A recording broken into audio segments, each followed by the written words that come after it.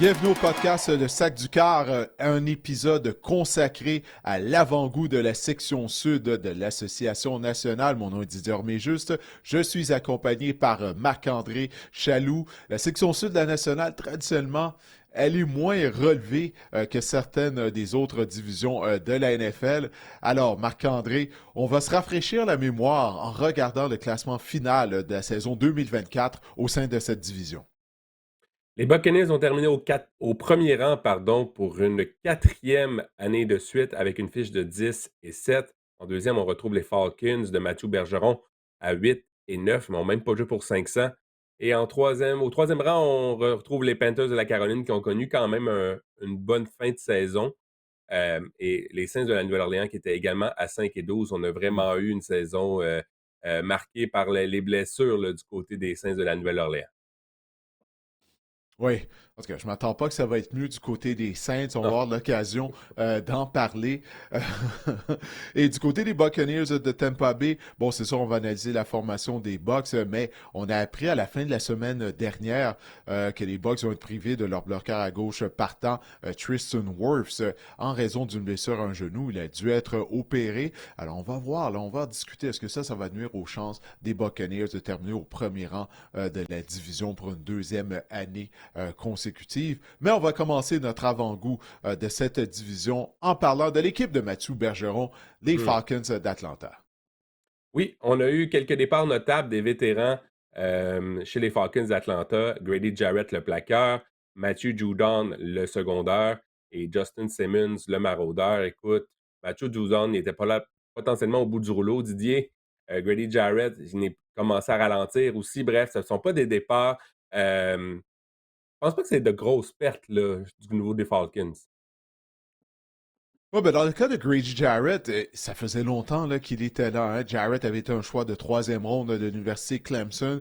Et depuis qu'on l'a repêché, ben, il avait été un pilier de l'unité défensive des Falcons d'Atlanta. Ça, c'est un joueur qui avait connu tout un match. Lors de la défaite des Falcons au Super Bowl contre les Patriots de la Nouvelle-Angleterre, je me souviens, là, Grady Jarrett était constamment dans le champ arrière. Il a été tout un joueur pour l'organisation des Falcons. Mais là, bon, il est rendu en fin de carrière. Il va poursuivre sa carrière avec les Bears de Chicago. Dans le cas de Matthew Judon et de Justin Simmons, souviens-toi, là, c'était à pareille date, c'était durant l'été que les Falcons avaient mis sous contrat ces deux vétérans. Puis là, les gens se disent, ah ben, les Falcons ont réglé leurs problèmes en défense. Ils viennent d'aller chercher un chasseur de cas en Matthew Judon. Ils vont terminer au premier rang de la section. Moi, j'étais très pessimiste face à ça, parce que si les Patriots de Nouvelle-Angleterre étaient prêts à se départir de Matt Judon, il y avait une raison à ça. Hein? Et Matt Judon, qui est toujours sans emploi, à moins que je me trompe, il n'a pas signé de contrat avec une nouvelle formation. Il y a même des rumeurs qui disent peut-être que les Patriots pourraient le rapatrier. On verra si ça va être le cas. Et dans le cas de Justin Simmons, il a connu ses meilleures années alors qu'il portait les couleurs des Falcons et des Falcons des Broncos de Denver. Mais lui aussi, il était en perte de vitesse. Alors, on a amené du 109 du côté de la défense des Falcons d'Atlanta, de jeunes joueurs prometteurs. On va voir si ça va rapporter. On va avoir l'occasion justement un peu plus tard de parler du repêchage des Falcons d'Atlanta et des nouveaux joueurs qu'on a amenés. Mais comme on l'a dit, Marc-André, c'est l'équipe de Mathieu Bergeron pour nous. Pour certains, les Falcons d'Atlanta sont maintenant l'équipe de Michael Penix, mais on a un Québécois qui est partant au sein de la ligne à attaque des Falcons d'Atlanta. Alors, j'ai eu la chance de m'entretenir avec Mathieu Bergeron. On a publié l'entrevue, notre entretien au complet lors de notre épisode régulier du podcast Sac du Cœur. Alors, je vous invite à écouter notre épisode où on parle naturellement des Alouettes de Montréal. Si vous voulez entendre au complet mon entretien avec Mathieu Bergeron, mais écoutons ce qu'il avait à dire notamment au propos de son carrière partant Michael Penix et du demi à l'attaque étoile B. John Robinson. Ouais, définitivement. Écoute, la saison morte a été occupée du côté des Falcons. Euh, Puis là, à quoi tu t'attends de la part de Michael Penix? Il a été en mesure de démontrer de belles choses l'année dernière. Tu le côtoies régulièrement, bien sûr. Tu es en charge de devoir le protéger. À quoi tu t'attends de la part de Michael Penix lors de sa deuxième année? Ben, tu sais, je pense que tous les joueurs font. Si tous les joueurs euh, prennent le off-season au sérieux, je pense que c'est là que tu vois qu'il va y avoir un step dans leur jeu. Donc, je m'attends à ça avec Michael, que la première année, la deuxième année, si je regarde, moi, mon propre film, c'est là que j'ai eu le plus gros step de ma carrière. C'est là qu'on a vu les améliorations. Donc, je pense pour Michael, ça va être la même chose. Puis je sais que Michael a la tête à la bonne place. Puis je sais aussi qu'il il est ici à s'entraîner aussi à Atlanta. Il pourrait être un peu partout, faire la star ou faire plein d'événements, mais ici, il s'entraîne.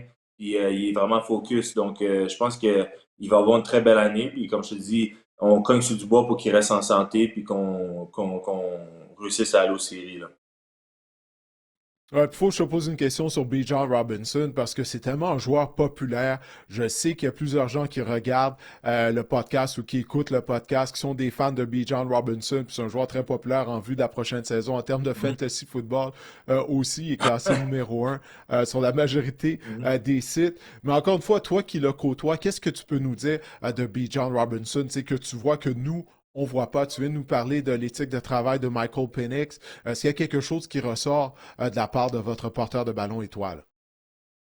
Ah, ben, c'est une personne extraordinaire. Je pense que si, tu sais, quand les gens parlent de Bijan, ils parlent de son talent, ils parlent de ce qu'il fait sur le terrain, mais les gens parlent pas assez de ce qu'il fait à l'extérieur du terrain. Puis ça, c'est quelque chose que que je veux dire, c'est que Bijan, c'est une personne extraordinaire que peu importe t'es où sur le depth chart, peu importe t'es quelle personne dans l'équipe, ton rôle dans l'équipe, Bijan, il traite tout le monde avec du respect. Puis je pense que c'est pour ça que Bijan a le respect de tout le monde à Atlanta. Pas non seulement les joueurs, mais je te parle de tout le monde dans la ville. Tout le monde apprécie Bijan, puis il redonne beaucoup à la communauté. Donc, je pense que c'est quelque chose qu'il faut highlight de Bijan. Que, oui, c'est un joueur extraordinaire. C'est un des meilleurs joueurs de football que j'ai jamais vu de ma vie en live.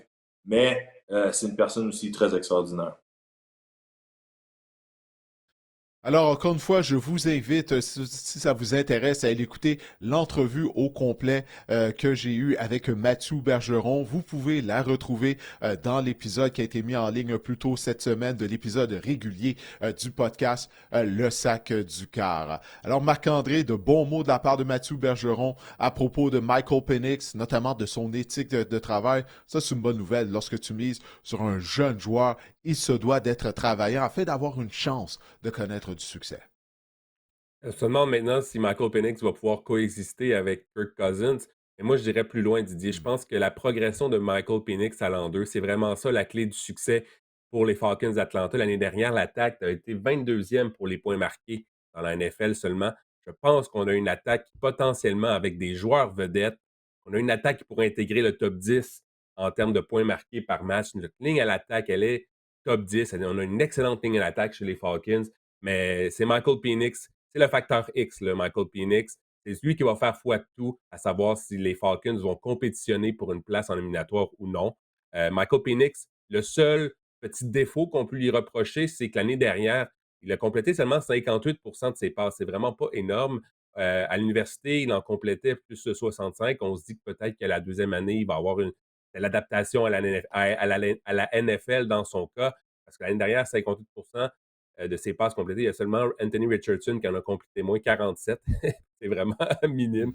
Pauvre Anthony Richardson. Mais tout ça pour dire qu'on a quand même vu des flashs. Michael Penix, c'est un carrière avec un bras qui peut être très, très fort. On peut lancer dans les zones profondes. Et n'hésitez pas à lancer dans les zones profondes aussi. Alors, j'ai bien hâte de voir ce que Michael Penix va pouvoir apporter à l'an 2 là, aux Falcons. Hey, justement, on a reçu une question d'un auditeur du podcast, Coach Nico, via Instagram. Et sa question est simple, hein? Croyez-vous en Michael Penix Jr.? C'est aussi simple que ça.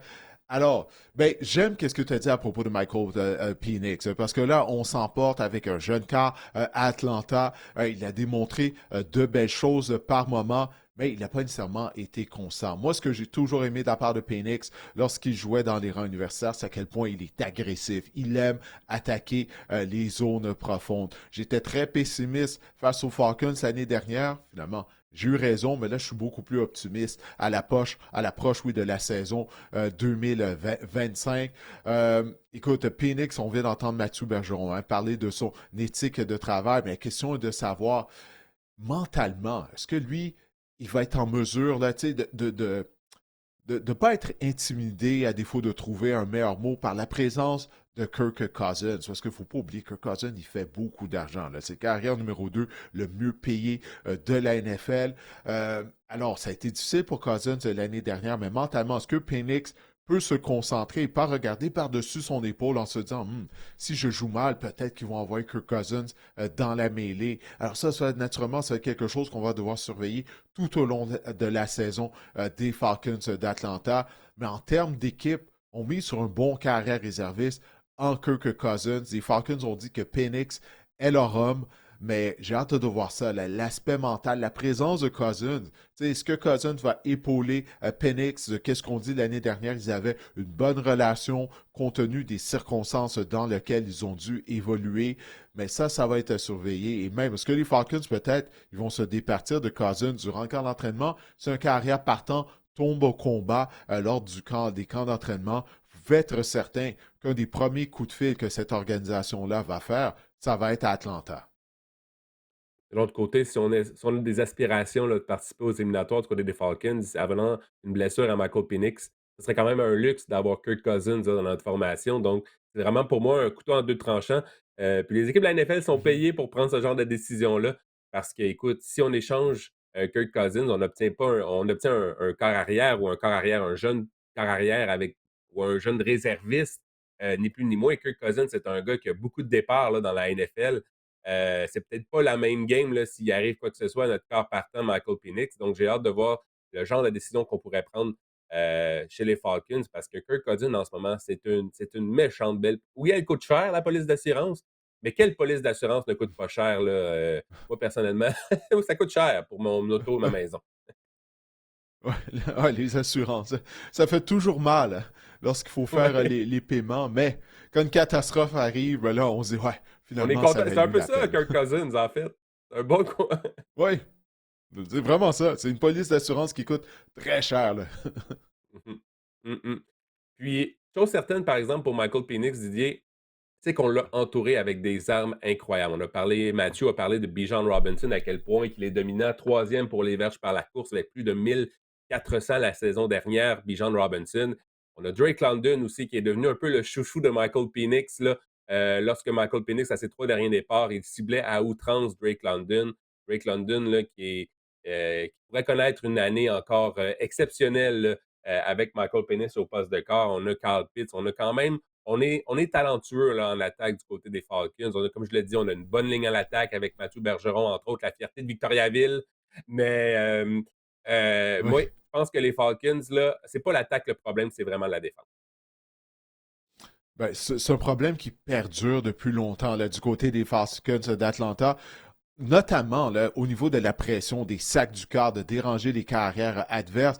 Ça fait longtemps qu'on est toujours dans les bas-fonds de la NFL en termes de sacs du quart du côté d'Atlanta. Et puis justement, on a préparé un tableau afin d'illustrer justement ces ennuis qu'on a. Et tu le vois lors des 5 dernières saisons, 23e, 31e, 31e, avant-dernier encore une fois en 2022 au chapitre des sacs du quart, 21e en 2023. Wow. L'année dernière, Marc-André, 34 sacs. Ça a été bon pour la 27e position.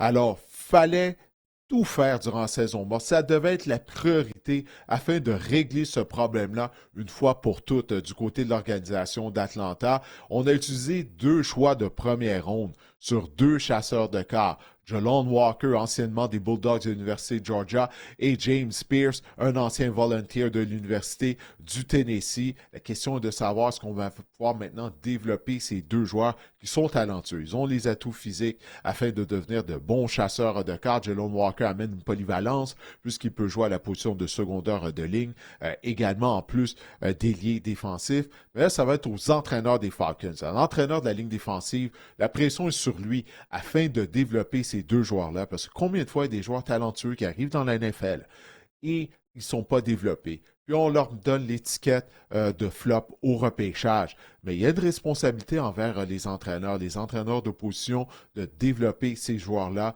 On va voir si on va être capable de le faire du côté des Falcons, parce qu'on a besoin d'être en mesure de générer de la pression sur les carrières adverses.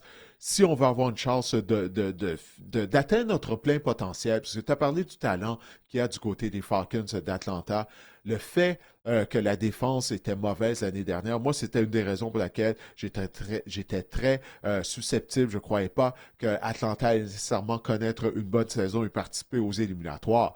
Mais là, on a adressé ce problème-là lors du repêchage. C'est une question de développer Walker et Pierce maintenant en défense.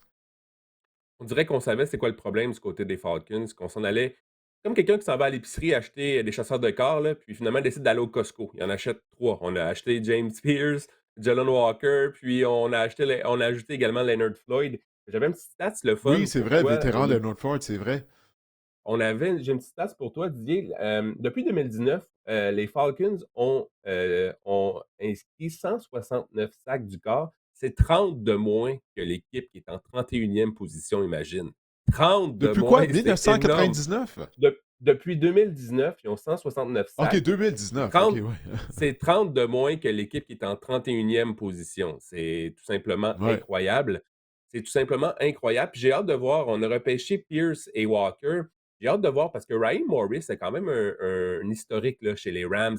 Tu te souviens, avec Jared Verse et on a vraiment regarni la ligne défensive pardon, assez rapidement du côté des Rams.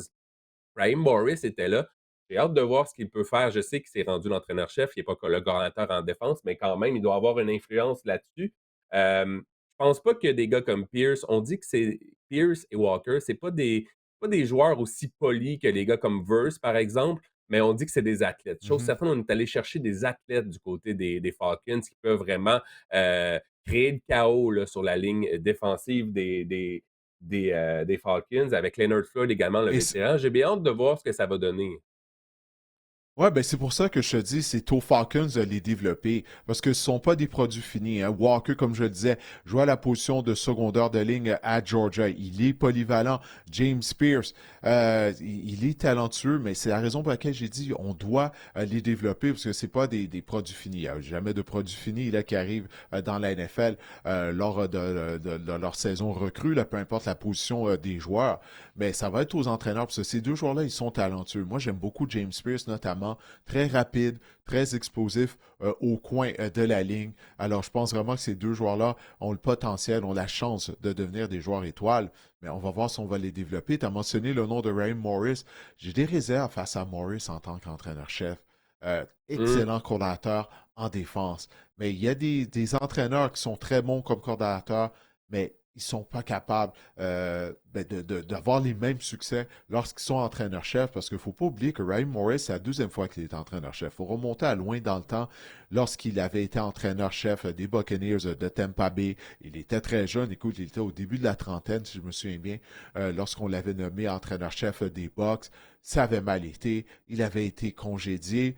Là, l'année dernière, du côté des Falcons, ça n'a pas été facile, hein, avec Cousins qui était limité à la suite de sa blessure à un tendon d'Achille qu'il avait subi la saison précédente lorsqu'il jouait pour les Vikings du Minnesota. On a dû gérer cette controverse à la position de carrière, mais défensivement, c'était laborieux du côté des Falcons. Et le background de Morris est en défense. Alors, moi, c'est ça, j'ai hâte de voir. Le Ray Morris, mais également certaines de ses décisions en fin de match.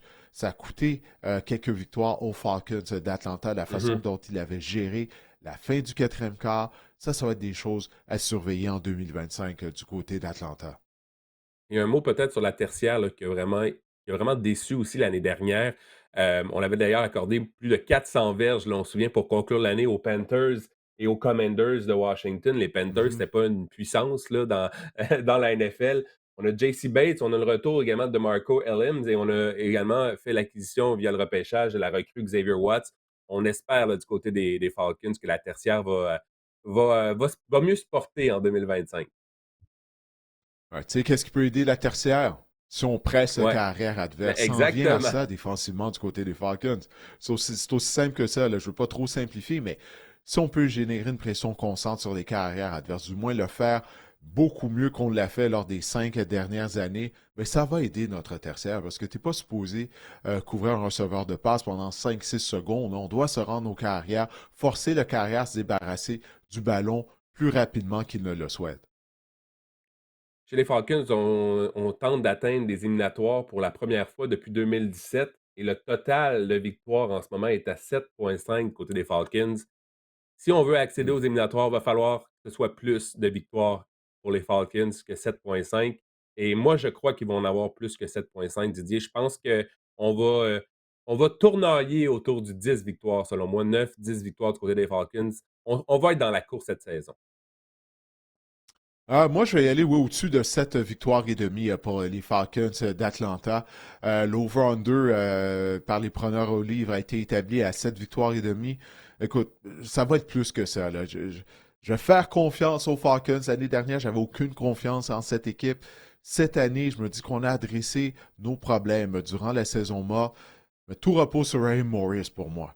Tout repose sur lui, parce qu'il doit encore me prouver qu'il est en mesure d'être un bon entraîneur-chef du côté de la NFL. Mhm. Toi, tu vas pour plus de 7 victoires et demie également? Exactement, exactement. On tourne autour du 9-10 selon moi et j'aimerais pas être les Falcons. Je sais pas si on a vu ceux qui nous regardent là, sur YouTube, on a vu la petite note là, qui reste quoi, 117 millions à payer à Kirk Cousins en contrat. C'est le genre de note de bas de page que les Falcons veulent pas voir. Ne lisent pas là, dans un roman. Euh, mais tu parlais de mieux terminer les matchs. Tu parlais c'est ça, Raheem Morris, les décisions. La saison dernière, on a 7 défaites en 8 matchs pour conclure la saison du côté des Falcons et Hmm. 4 défaites en 5 matchs pour conclure la saison 2023. Donc, peut-être mieux terminer les saisons régulières. Si on veut Ça accéder aiderait. aux éliminatoires, là, ça va aider absolument. Oui, définitivement. Écoute, on a reçu une question via Instagram de William Joseph concernant les Falcons d'Atlanta. C'est simple. Il nous demande est-ce que les Falcons vont gagner la division? Il croit que c'est la meilleure équipe au sein de la section sud de la NFC. Je dirais qu'en compagnie des Buccaneers de Tampa Bay, ce sont les deux équipes les plus talentueuses de la division. Pour moi, je continue d'y aller avec les Bucks, Todd Bowles, Baker Mayfield. Ils demeurent la meilleure équipe de la division malgré la blessure à Tristan Wirfs. Toi, de ton côté, est-ce que tu crois que les Falcons vont terminer au premier rang de la division, Marc-André? Je crois que ça va être les Buccaneers aussi parce qu'on va en reparler plus tard. On est vraiment dans la continuité du côté des Buccaneers et c'est étrange, c'est quand même 2 équipes qui se ressemblent dans le sens qu'on a une attaque explosive puis qu'on a des points d'interrogation en défense. C'est-à-dire en tout cas, on va en reparler tout à l'heure, mais la défense des Buccaneers a connu quand même des ratés l'année dernière, mais je pense qu'au final, la continuité, on a perdu Liam Cohen, mais on a vraiment, promu à l'interne Josh Grizzard. Je pense que du côté des Buccaneers, je pense que les Falcons vont finir deuxième. Ils vont lutter là, pour une place comme équipe repêchée dans l'association nationale. Ouais, tu as mentionné la mauvaise fin de saison des Falcons. À un certain moment donné, souviens-toi, ils étaient au premier rang de la division, puis on se disait, bon, ben ça y est, ils vont terminer en première position, puisqu'ils venaient de vaincre les Buccaneers de Tampa Bay. Les Buccaneers, il y avait des blessés. Mike Evans avait subi une élongation musculaire aux ischio-jambiers, puis Tampa Bay est en mesure de coiffer à la toute fin les Falcons. Alors, si les Falcons peuvent terminer la saison régulière en force, en théorie, ben, ils devraient terminer au premier rang, mais je vais mettre mon argent sur les Buccaneers de Tampa Bay, mais je ne serais pas surpris si Atlanta termine en tête de la division. Maintenant, ça a l'air de quoi du côté des Falcons en termes de fantasy football, Marc-André? Qu'est-ce que tu vas surveiller? Qu'est-ce qui est à surveiller pour les gens qui nous écoutent ou qui nous regardent et puis ils ont l'intention de repêcher des joueurs des Falcons? On va parler d'abord de Michael Penix, mais d'un œil au niveau fantasy. L'année dernière, en 3 départs, moyenne de 15 points fantasy par match. Ça aurait été bon sur une saison complète pour le quart numéro 23 au niveau fantasy. Donc, c'est pas hyper payant. C'est sûr qu'un pari sur Michael Penix en ce moment, c'est un pari sur sa progression, sur une ascension fantasy. Je sais que les éléments autour de lui sont solides. C'est le meilleur argument qu'on a en ce moment au niveau pour Michael Penix en disant les éléments autour de lui sont si bons. Je parlais de Kyle Pitts, je parlais de Drake London, je parlais de Bijan. Darnell Mooney, c'est un joueur que j'aime bien aussi dans les Mais rondes tu mets-tu tardives de Carl vos Pitts? Carl Pitts, on peut arrêter de dire qu'il est bon? OK, j'arrête. Est-ce qu'on peut arrêter de On- dire ah, ça? On a de Carl Guillaume, Pitts. met un tone là, quand je vais dire Kyle Pitts pour l'enregistrement, pour pas qu'on parle de lui. Non, sérieusement, Mais tu- l'année. Vas-y, qu'est-ce que tu voulais dire? Non, non, ben je veux dire, il y avait tellement d'attentes, hein. Mhm. envers Carl Pitts lorsqu'on l'a repêché, puis il n'a pas répondu aux attentes. Finalement, il est un joueur hybride, c'est pas vraiment un ailier rapproché, c'est pas vraiment un receveur de passe, imposant physiquement, mais il ne bloque pas. Alors, ça, c'est un problème. Le fait qu'il n'est pas capable de bloquer, ben, les équipes se sont dit, ben, c'est quoi, on va juste le traiter comme un receveur de passe. Mais il n'est pas assez rapide, explosif, pour être productif comme receveur de passe. Donc, finalement, Carl Pitts, c'est pas un ailier rapproché, c'est juste un gros receveur de passe. Moi, j'ai complètement lancé la serviette dans son cas. Je ne sais pas pour toi, mais moi, je n'ai plus d'attente envers l'ancien choix de première ronde d'Atlanta. Il est encore jeune, c'est ça le meilleur argument pour Carl Pitts, mais moi aussi, j'attends de voir. J'aimerais ça qu'il colle 2, 3, 4 bons matchs avant de rembarquer dans le train de Carl Pitts, mais je pense pas que ça va arriver. C'est ça le problème. Non, non, non. Moi, je t'ai dit, j'ai lancé la serviette. Je n'ai jamais rembarqué sur le train, sur le bandwagon de Carl Pitts. Mais je vous souhaite de se replacer, d'atteindre son Mhm. potentiel. Mais moi, c'est terminé, Carl Pitts. Surtout en termes de fantasy football, non, non, c'est terminé. Et je parlais de zone profonde tout à l'heure pour conclure avec Michael Penix. Septième dans la NFL l'année dernière pour le ratio de passes dans les zones profondes. Donc ça peut être un aspect intéressant pour des gars comme Darnell Mooney, des marchands de vitesse qu'on peut voir Mhm. Drake London. Donc bref, Michael Penix en ce moment est complètement gratuit dans vos repêchages fantasy. C'est le genre de quart et ça va être un peu la tendance là, dans cette division-là. C'est un quart que vous pouvez mettre sur votre banc en fin de repêchage, de lancer vraiment un billet de loterie dans les airs, puis voir un peu comment que le début de saison des Falcons se passe pour Michael Penix. Mais ce ne sera pas un joueur, d'impact fantasy du mois en début de saison. Bijan Robinson, il est classé Ah, en tant que ça, c'est un porteur joueur de d'impact. ballon numéro un partout en termes de fantasy football. Alors toi, de ton côté, là, tu l'as aussi classé numéro un. On l'a vu la semaine dernière avec Gilles. Gilles aussi avait Bijan Robinson. Alors c'est le choix unanime à la position de porteur de ballon, le choix unanime à la position numéro un. Il a été impliqué dans 30% des jeux en attaque des Falcons l'année dernière. Didier, c'est tout simplement hallucinant. C'est le deuxième plus haut ratio dans la NFL derrière Saquon Barkley, qui lui est à 34 du côté des Eagles. Porteur de ballon numéro 3 l'année dernière, mais ce qui est intéressant, c'est qu'on l'a un peu. Ça a commencé tranquillement du côté de Bijan Robinson. On voyait beaucoup de Tyler Algier, bref. Mais à partir de la semaine numéro 6, de la semaine numéro 6 à la semaine numéro 18, le porteur de ballon numéro 1 au total dans la NFL. Et c'est ça que les gens dans les cercles fantasy croient que ça va se poursuivre. Donc, c'est pour ça qu'il est le porte-ballon numéro 1 avec plus de 24 opportunités et 120 verges par match. Ça, c'est un. Quand on parle de plancher, là, ça, si vous avez 24 opportunités et 120 verges par match en moyenne, ça, c'est un plancher. Imaginez le plafond ensuite. Il pourrait être, Hmm. écoute, Et c'est 12 une points. cathédrale. Tu parles de Un 12 points plafond fantasy. cathédrale. Ouais. Oui. Oui, absolument. Écoute, la seule chose qui pourrait dérouter, je pense, Bijan Robinson en termes de production pour le fantasy football, c'est une blessure. Là. Il est tellement talentueux. Puis là, on l'utilise de la bonne façon finalement du côté des Falcons. C'est très prometteur. Là. J'ai vraiment hâte de voir ça en termes de fantasy football. Là. Maintenant, Drake London, tu l'as dit, il a connu une bonne saison. La chimie était instantanée avec Penix lorsque Penix est devenu le carrière partant. Puis tu crois que ça va se poursuivre cette année? En 3 matchs avec Michael Penix, Didier, regarde bien ça. Il a été ciblé 45% du temps sur les premières lectures de Michael Penix. Donc, c'était lui et rien d'autre. Ciblé 6 fois sur les 8 passes de Michael Penix dans la zone début, dans la zone payante. Également, il a capté 15 des 32 ballons pour un premier jeu des Falcons avec Michael Penix au poste de quart. C'est la moitié, grosso modo. C'est tout simplement des statistiques hallucinantes encore là. 117 verges par match avec Michael Penix, 23 points fantasy. Je suis conscient qu'on va s'en attendre du côté des équipes adverses. On va sûrement surveiller adéquatement Drake London, mais quand même, si c'est ce genre de production qui nous attend avec Drake London, il devrait connaître une saison tout simplement époustouflante au niveau fantasy. Alors maintenant, Marc-André, on va se tourner du côté des Saints de la Nouvelle-Orléans. Ah, Et maintenant, Didier, on va se potentiellement retourner la du côté pire des équipe de la Panthers de NFL. la Caroline. Ah non, on passe pas. On va en parler pour vrai. Ouais, ouais, ouais, on va pas. Ok, toi, tu aimerais juste OK.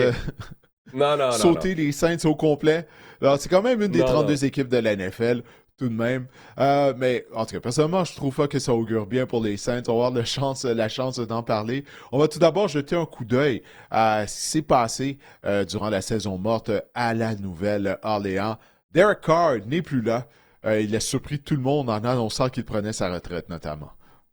Exactement, c'est la grosse histoire là, du côté de la retraite un peu prématurée. Il a pris un peu le monde par surprise. Didier, Mhm. Derek Carr a annoncé sa retraite à la fin de la saison. L'année dernière, en l'absence de Derek Carr, qui était blessé, les Saints fichent de 0-7 avec Spencer Rattler et Jake Haener l'année dernière.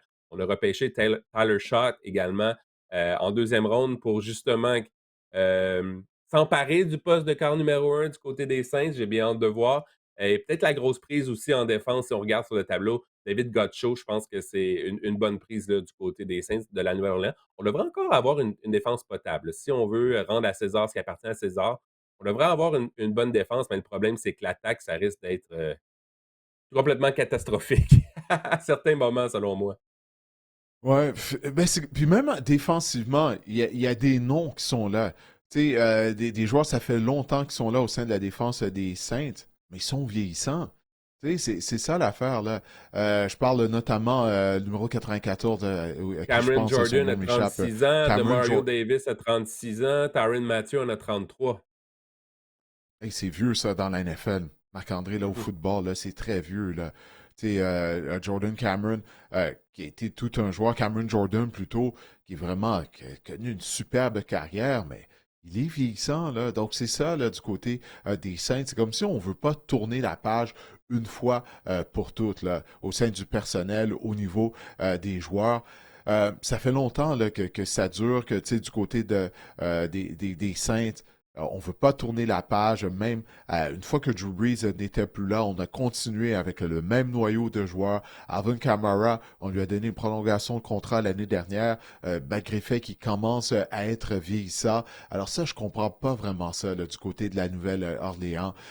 Puis là, Derek Carr, qui annonce qu'il prend sa retraite. Bon, je sais qu'il n'était pas aimé de la part des partisans des Saints de la Nouvelle-Orléans. Mais là, soudainement, on se retrouve avec Tyler Shaw, comme tu disais, potentiellement comme carrière repartant. Présentement, du côté des Saints, c'est pas Shock qui est le carrière numéro un au sein de la formation de la Nouvelle-Orléans. Là, tu vas devoir m'aider. Là. J'ai pas bu de café.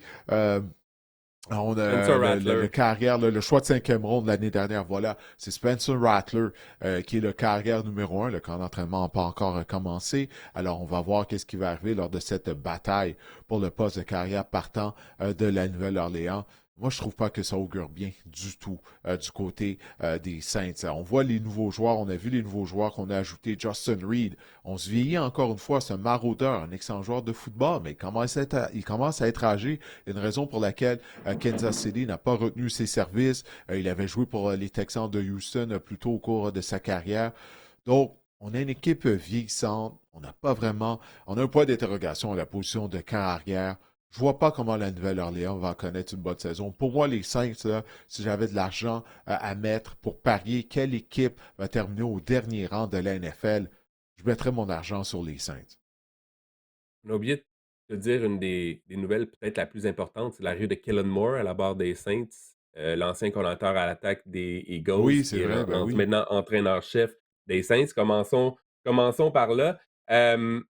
Moi aussi, écoute, si on veut conclure sur l'attaque, j'ai bien hâte de voir. J'ai hâte de voir Kellen Moore parce qu'on dit que oui, c'est Spencer Rattler, mais veut pas, Kellen Moore a sûrement eu son mot à dire dans la sélection de Tyler Shaw, qui a surpris un peu tout le monde en deuxième ronde. J'imagine que c'est son homme de confiance, Kellen Moore.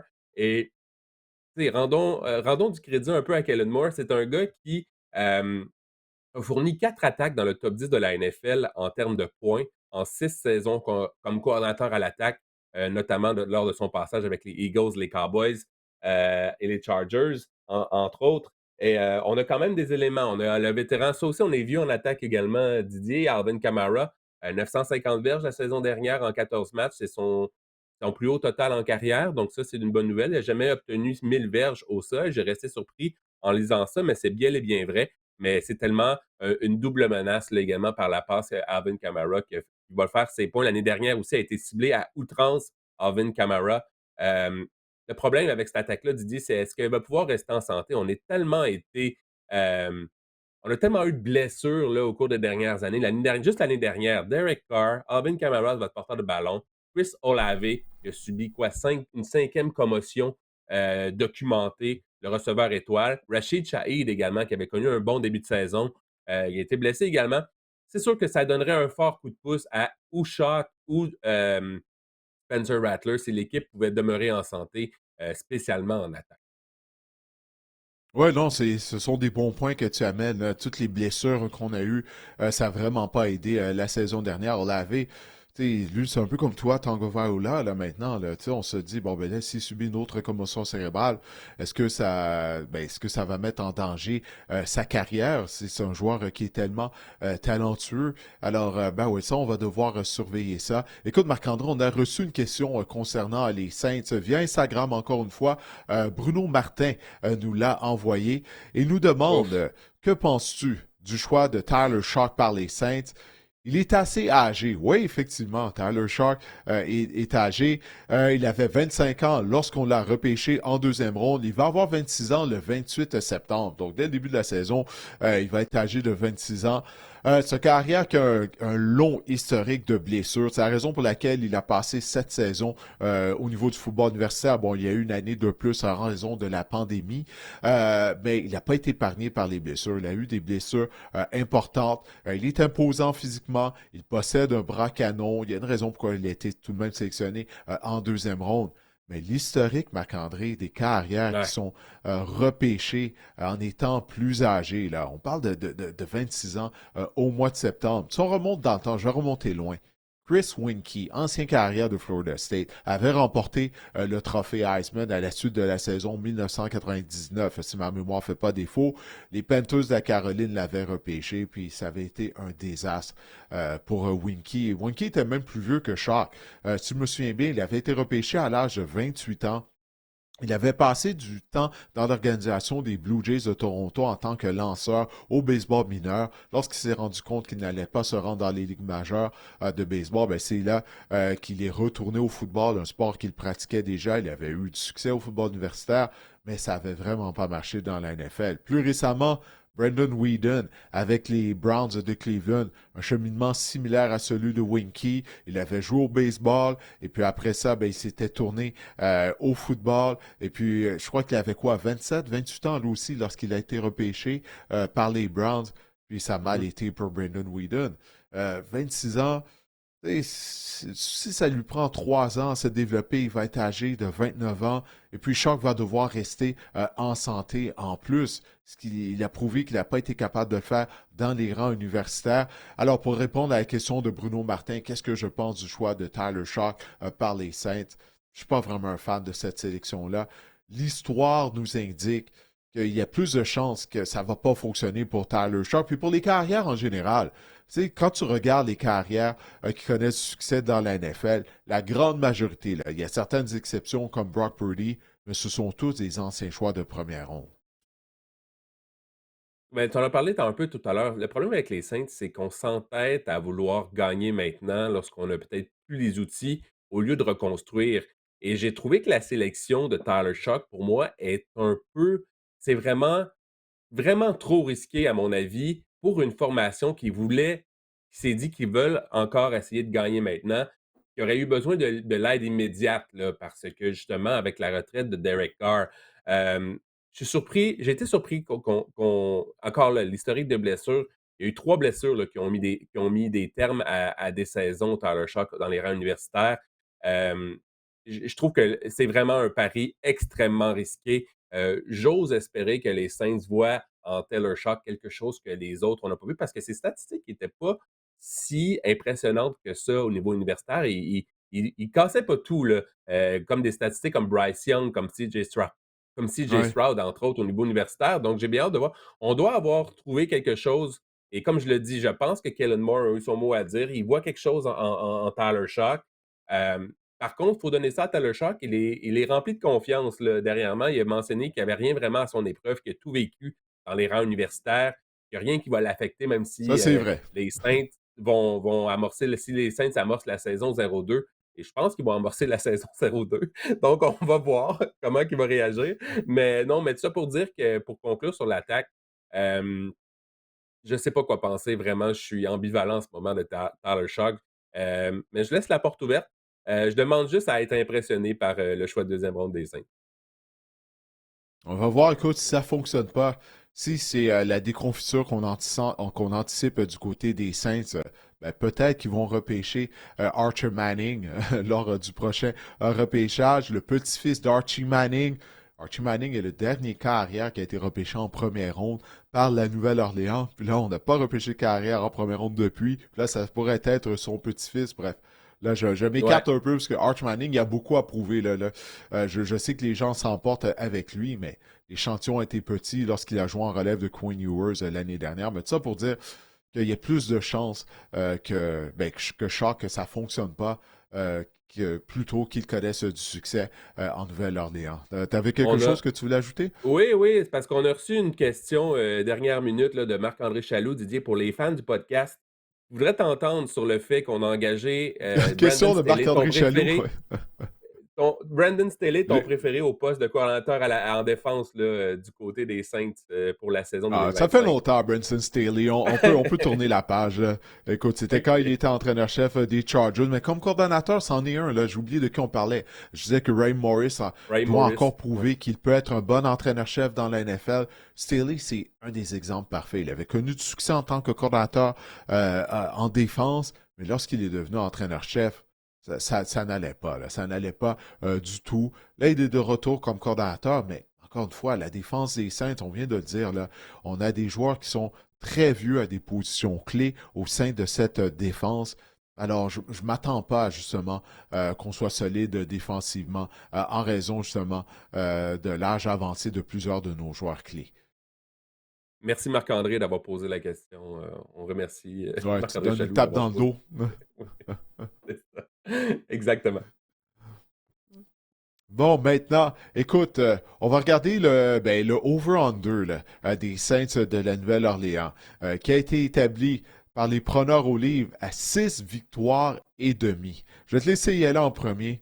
Plus ou moins 6 victoires et demi pour les Saints.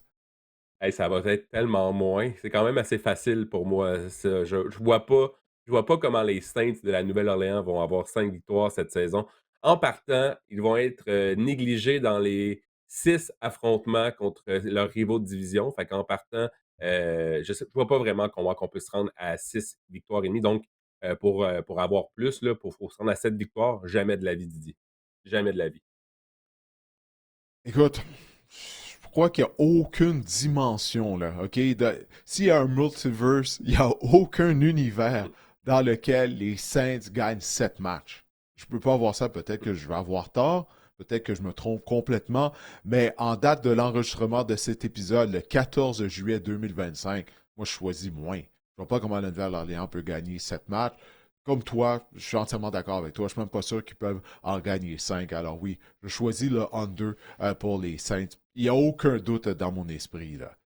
Alors, on va se tourner maintenant du côté Fantasy Football, du côté de la Nouvelle-Orléans. Je crois que ça va être bref, OK?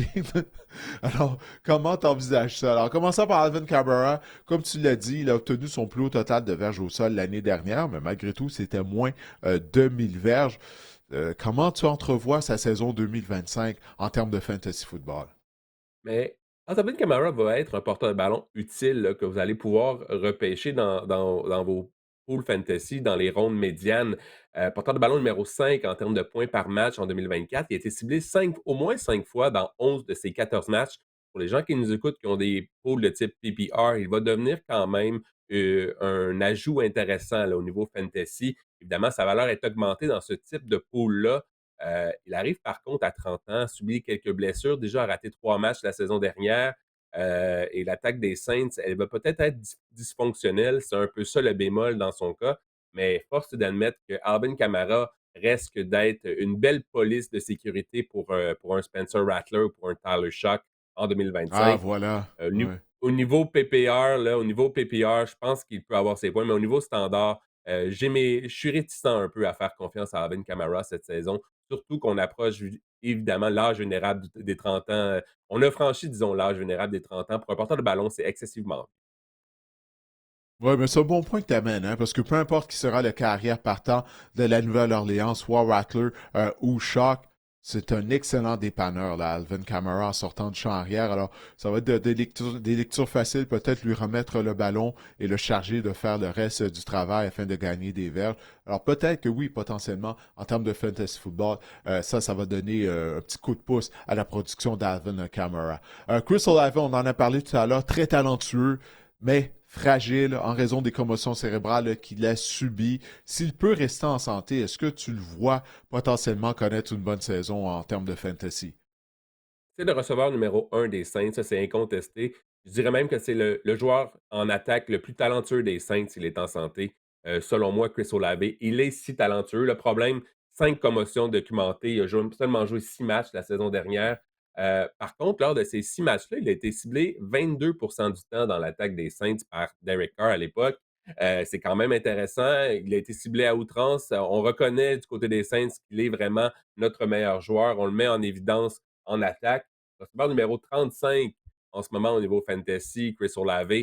C'est un pari extrêmement risqué en raison des commotions cérébrales.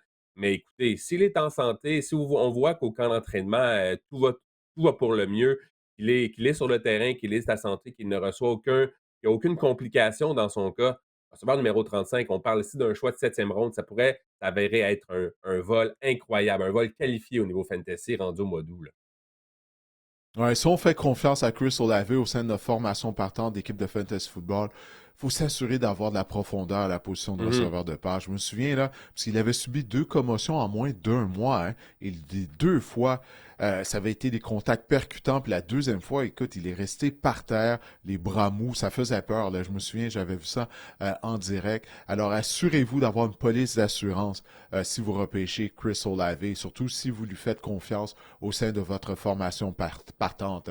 Maintenant, Rachid Shaheed, tu as mentionné son nom tout à l'heure. C'en a un autre qu'on souhaite pour lui qui sera en mesure de rester en santé parce qu'il est un marchand de vitesse. Exactement, dans les zones profondes, on a parlé tantôt du bras de Tyler Shock. Ça pourrait être une combinaison intéressante côté des Saints de la Nouvelle-Orléans. Il ne faut pas oublier l'année dernière que Rashid Shaheed s'est blessé lors de la semaine numéro 6 en 2024, mais avant ça, il était ciblé 23 du temps dans l'attaque des Saints. C'est quand même intéressant. Il était le receveur numéro 17 lors des 5 premières semaines au total au niveau fantasy, et ça malgré le fait qu'il a obtenu 0 point, aucun point lors de la semaine numéro 3. Lui encore là, c'est la même chose qu'Olave. Si vous voyez qu'il est au camp d'entraînement, qu'il est en santé, il pourrait être une option intéressante. Il est tout simplement gratuit en ce moment, receveur numéro 55. On parle d'un billet de loterie là, dans les rondes tardives. Ça pourrait s'avérer être excellent, mais encore là, c'est la tenue de l'attaque des Saints qui m'inquiète. Et je ne sais pas si on va pouvoir nourrir 2 receveurs au fantasy adéquatement chez les Saints. C'est ça la Hmm. grande question. Mais lui aussi, c'est un joueur qui a des qualités, assurément, le Rashid Shaheed. Ouais, c'est une bonne question, ça. Moi, j'ai pas confiance qu'on sera en mesure de faire produire 2 receveurs de passe en termes de fantasy football. Bref, on verra bien. Écoute, il n'y a pas d'attente du côté des Saints de la Nouvelle-Orléans. Il n'y en avait pas envers les Panthers de la Caroline la saison dernière. Souviens-toi comment la saison a commencé pour les Panthers. Bryce Young, ça n'allait pas du tout. On l'a cloué au banc pour Andy Dalton. Mais lorsqu'il est revenu au jeu, ben là, Bryce Young a démontré des signes vraiment très encourageants. La question est de savoir, est-ce qu'on en a fait suffisamment là, afin de passer à l'étape suivante du côté de la Caroline? On a gagné juste 5 matchs au bout du compte l'année dernière. Alors, on va jeter un coup d'œil, Marc-André, justement ben, au changement, au nouveau venu également, au départ notable du côté de l'organisation de la Caroline. Si on se concentre sur l'attaque, évidemment, les arrivées, c'est Aaron McMillan là, qui retient l'attention, le receveur repêché au 8e rang par les Panthers au dernier repêchage parce qu'on veut vraiment bien entourer Bryce Young. Bryce Young, c'est fascinant, Didier. Moi je suis encore un peu sous le choc de savoir à quel point on s'en souvient l'année dernière. Là, ça avait mal commencé pour lui. Il avait été cloué au banc et par la suite, c'est comme si la lumière au bout du tunnel avait apparu du côté de Bryce Young. Lors de ses 10 derniers matchs, il a obtenu 20 touchés, seulement 8 revirements, 6 interceptions. Lors de ses 4 derniers matchs, une cote d'efficacité de 102,3 à la position de carrière. Il a complété 65 de ses passes. Euh, moi, j'avais pas vu ça. J'avais pas ça dans les cartes là, de voir Bryce Young. Ben, on peut ressusciter, on peut dire ça comme ça, puis connaître du succès. Didier, toi, ça t'a-tu impressionné? Ça m'a énormément impressionné, Marc-André, parce que je pense que ça en dit beaucoup sur Bryce Young, sa force de caractère, sa force mentale. Parce que je ne sais pas si tu te souviens des images qu'on avait vues de lui lors de son premier entraînement, lorsqu'il avait appris qu'il était cloué au banc. Il avait la mine basse. Puis là, on se disait, bon, ben, on vient d'assister au début de la fin de la carrière de Bryce Young. D'ici quelques années, il ne sera plus dans la NFL.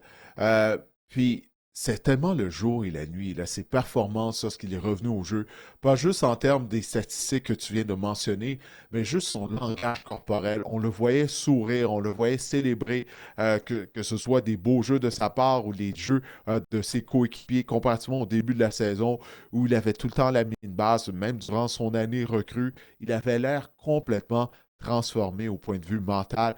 Bryce Young, j'espère pour lui que ça va se poursuivre, parce que moi, j'étais prêt à lancer la serviette dans son cas, parce qu'on sait, il n'est pas imposant physiquement, mais il a démontré des belles choses, même avec ses jambes. On l'a vu faire Mhm. des jeux avec ses jambes. Alors, ça semble être prometteur. J'ai hâte de voir s'il va poursuivre sur la lancée qu'il a eue en deuxième moitié de saison, parce que c'est rendu un point que j'avais hâte de voir les Panthers en action pour voir s'il allait continuer de progresser, alors qu'en première moitié de saison, du moins au début de la saison, écoute, c'était épouvantable du côté de la Caroline, là. Comment on avait des ennuis, en particulier du côté de Bryce Young. C'est fou ce que la confiance peut faire à un joueur. Je me souviens, je ne sais pas si tu te rappelles, hein, en fin de saison, il y a même une passe de toucher qu'il a lancée, puis il s'est retourné pour célébrer avant même que le joueur capte la passe. Tu ne voyais pas ça de Bryce Young. Tu Ouais. parles du langage corporel. C'était l'exemple La parfait d'un gars qui confiance, jouait il avait avec gagné en confiance. exactement. Exactement, exactement. Puis on l'a entouré. On est allé chercher une grosse cible avec de bonnes mains au repêchage. Je pense que c'est un élément qui manquait chez les Panthers de la Caroline. Maintenant, est-ce que Tetairoa McMillan va connaître du succès? Ça reste à voir.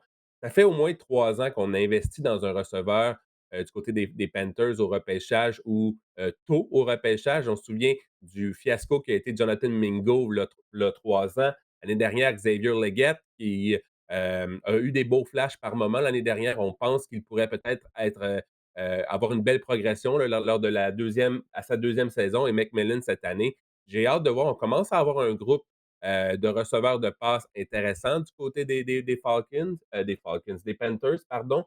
On a une bonne ligne à l'attaque également, spécialement pour le jeu au sol. On est une ligne efficace.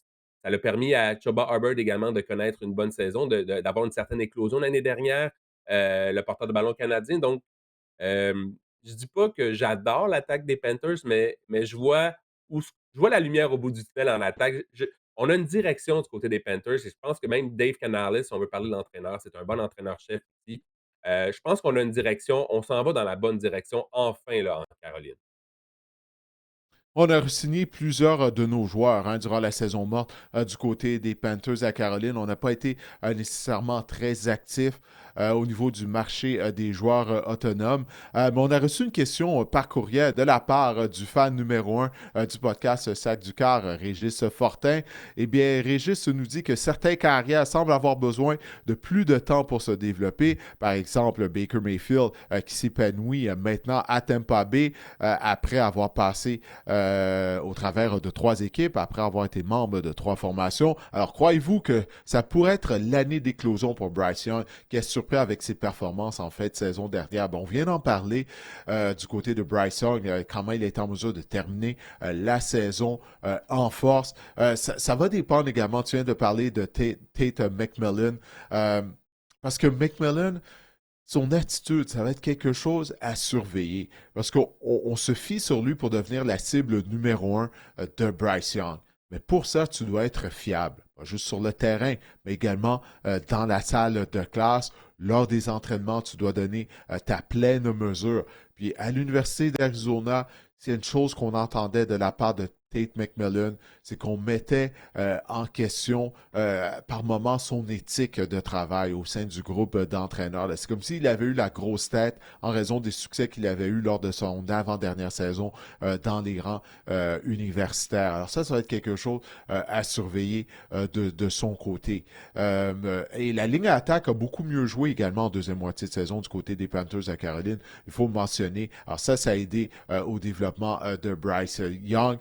Alors, je ne suis pas certain. Est-ce qu'on va assister à l'éclosion? Est-ce que Young va être en mesure, pour répondre à la question de Régis, est-ce que Young va être en mesure de continuer son ascension? Je continue de croire qu'il y a des limites à Bryce Young en raison de son petit gabarit. Mais écoute, s'il peut continuer dans la même veine qu'en deuxième moitié de saison, ça va être une bonne chose. Mais je pense qu'il y a une limite au potentiel de Bryce Young personnellement en raison de son petit gabarit. McMillan avait fait la manchette aussi sur les réseaux sociaux dans un entretien qui avait mentionné qu'il ne regardait pas du football dans la vie, là, et qu'il n'aimait pas regarder du football alors que tu es un joueur de football. Ouais, ça me laisse un peu perplexe, mais Mais oui, vas-y. Marc-André, tu serais surpris du nombre de joueurs. Tu sais, c'est pas tous les joueurs de football qui sont des mordus, des junkies de football.